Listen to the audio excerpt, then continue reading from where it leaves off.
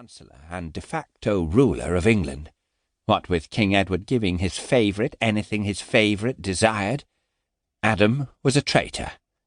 Despenser insisted that Adam had helped Lord Mortimer escape, which was true, but fortunately there was no proof, and Despenser's attempts to have Adam arrested and turned over into his own tender care for further interrogation had been foiled, twice by the Earl of Pembroke and once by the Queen herself, and thank the Lord for that.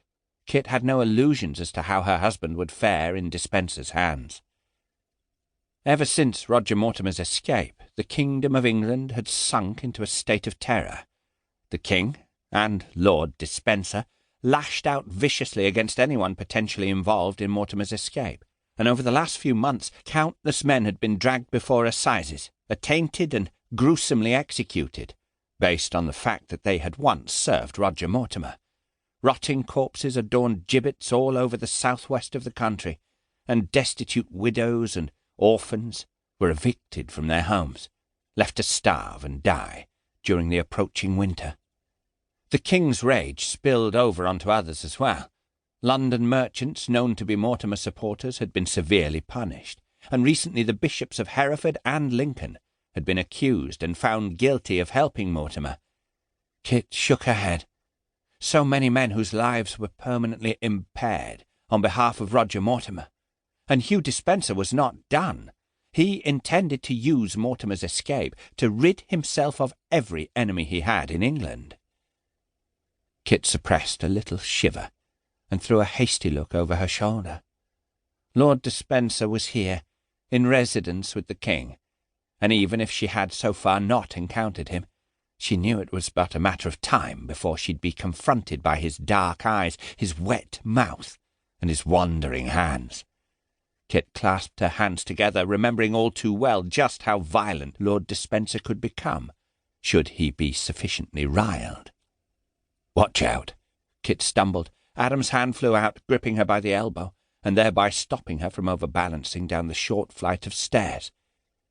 "Use your eyes, sweeting," he said, with a little smile, sliding his hold down from her elbow to clasp her hand instead.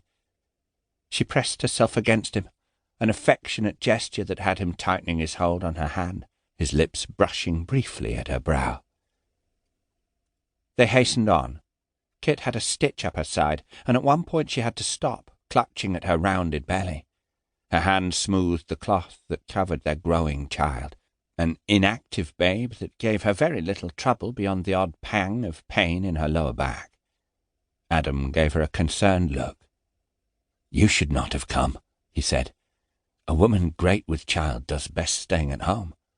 She gave him a level look. "I wanted to." Kit straightened up and hurried on. Twice this autumn Adam had been called to court at the behest of his lord, the young Edward of Windsor. Twice Kit had spent her days in constant anxiety, fearing the summons was only intended to lure Adam into Despenser's waiting hands.